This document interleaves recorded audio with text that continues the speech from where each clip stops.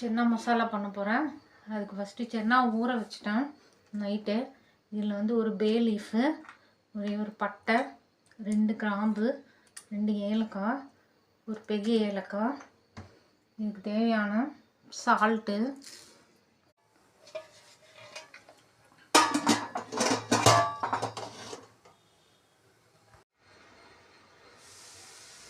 சென்னாக்கு கிரேவிக்கு தேவையானதெல்லாம் ஃபஸ்ட்டு அரைச்சிக்கலாம். ஒரு வெங்காயம், பூண்டு ஒரு 4 பல், ஒரு துண்டு இஞ்சி, பச்சை மிளகா போட்டு நல்லா திக் பேஸ்ட்டாக அரைச்சிக்கலாம். இந்த மாதிரி வெங்காயம் இஞ்சி பேஸ்ட்டை அரைச்சிக்கோங்க. நல்லா இந்த மாதிரி சாஃப்டாக வேகணும். இதில் உள்ள அந்த பே லீஃபு, ஏலக்காய் அதெல்லாம் எடுத்துடலாம்.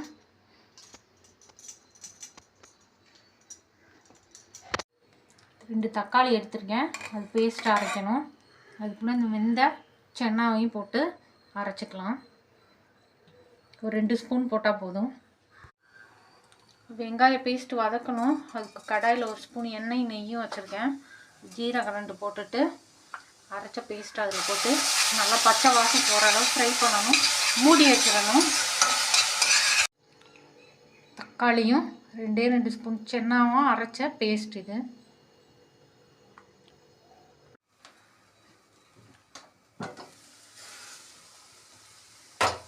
பச்சை வாசம் போயிடுச்சு.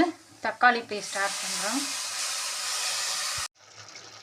தனியாப்பொடி, மிளகாப்பொடி, மஞ்சப்பொடி, சென்னா மசாலா எல்லாத்தையும் இதில் ஆட் பண்ணணும். வேக வைக்க யூஸ் பண்ண வித் பே லீஃப், ஏலக்காய் அதையும் இதில் ஆட் பண்ணிடலாம். தேவையான சால்ட்டு,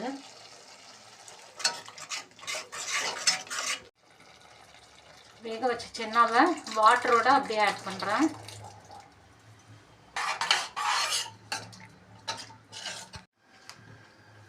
ஒரு பேனில் 2 ஸ்பூன் எண்ணெய் வச்சுருக்கேன்.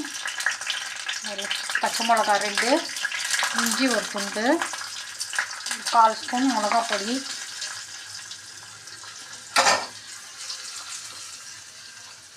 சென்னா மசாலா கொதிச்சிருச்சு, ஆஃப் பண்ணிட்டேன். நல்லா மிக்ஸ் பண்ணியாச்சு. சென்னா மசாலா ரெடி.